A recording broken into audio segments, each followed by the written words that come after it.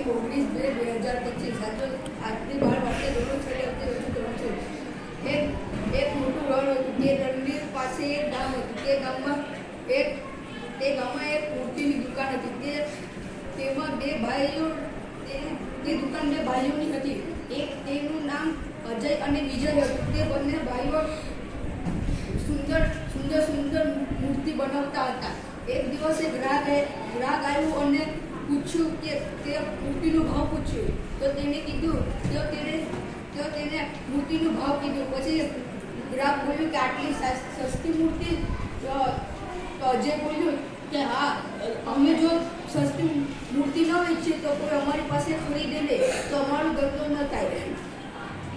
તો આમ પછી તો ગ્રાહક બોલ્યો કે બીજા ગામમાં જો આપણે વેચવા જઈએ મૂર્તિ રણની બહાર તો આપણને વધુ નફો મળે. તો પછી એમ કહી ગ્રાહક મૂર્તિ લઈને ચાલ્યો ગયો. અને પછી બંને ભાઈઓ વિચારવા લાગ્યા કે હવે આપણે શું કરીશું, હવે જવું જોઈએ કે ન જવું જોઈએ. પછી તેને બંનેએ નિર્ણય કર્યો કે આપણે જવું જોઈએ. પછી તેઓ અજય બોલ્યો કે આપણે કેવી રીતે જઈશું ત્યાં. તો વિજય બોલ્યો કે આપણે આપણી સાથે એક મોટું બળદગાડું અને તેની અંદર પાણીના માટલાને આપણે રાખીશું. પછી તેઓ જેવું કર્યું હતું વિચાર્યું હતું તેવું કરી અને રણની બહાર બીજા ગામમાં નીકળી પડ્યા. પહેલો દિવસ થયો, બીજો દિવસ થયો અને ત્રીજા દિવસે પાણીની અછત થઈ ગઈ અને જેટલા માટલા હતા બધા પૂરા થઈ ગયા. ખાલી એક માટલું ભરેલું હતું, તે પણ ઝડપથી સુકાવા માંડતું હતું. તે બંને ભાઈઓએ તે પાણી પી લીધું. પછી ચોથા દિવસે તેના બળદ પણ નથી ચાલતા અને તેઓ બંને અને તેમને ખૂબ જ પ્યાસ લાગી હતી.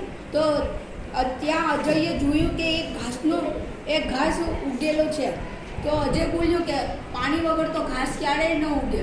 તો વિજય બોલ્યો કે આપણે ત્યાં ખોદવા લાગ્યા.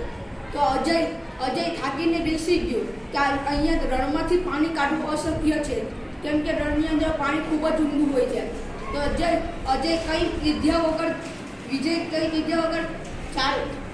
ખોદવાનું શરૂ રાખ્યું. પછી તે અજય બેસી ગયો અને વિજય ખોદવાનું શરૂ રાખ્યું. પછી અજયે આખું ખોદ્યું અને ત્યાંથી પાણી નીકળ્યું. તો વિજય બોલ્યો કે અજય અહીંયા પાણી નીકળ્યું છે. તો બંને ભાઈઓ ખુશીથી પાણી પીધું અને એમાં પોતાના બળદને પણ પીવડાવ્યું અને પોતાના ઘડા પર માટલા પર ભરી લીધા. પછી તેઓ બંને ભાઈઓએ નાહ્યું અને ત્યાંથી બીજા ગામની તરફ નીકળી પડ્યા. ત્યાં તેને ખૂબ જ નફો થયો. આ વાર્તામાંથી આપણને એ શીખ મળે છે કે આપણે જો મહેનત કરીએ તો કોઈ પણ કામમાં સફળ થઈ શકીએ છીએ. આ વાર્તા ભલે તે રણમાંથી પાણી કાઢવું છે પણ તે અશક્ય નથી. જો આપણે મહેનત કરીએ તો કોઈ પણ અશક્ય વસ્તુને શક્ય બનાવી શકીએ છીએ. આ વાર્તામાંથી આપણને એ પણ શીખ મળે છે કે મુશ્કેલીમાંથી બહાર નીકળવા માટે કોઈના કોઈ માર્ગ તો હોય જ છે. આભાર.